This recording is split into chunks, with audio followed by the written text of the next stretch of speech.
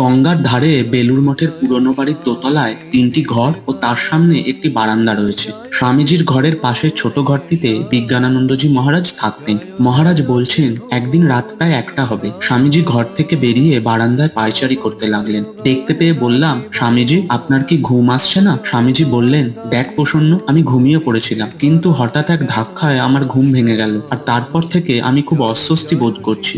একটু থেমে স্বামীজি আরো বললেন, দেখ, আমার মনে হয় পৃথিবীর কোথাও বড় রকমের দুর্ঘটনা ঘটেছে, আর তাতে বহু লোকের খুব দুঃখ যন্ত্রণা হচ্ছে। পৃথিবীর কোন প্রান্তে দুর্ঘটনা ঘটলো আর সেখানকার মানুষের দুঃখ কষ্টে স্বামীজির ঘুম ভেঙে গেল।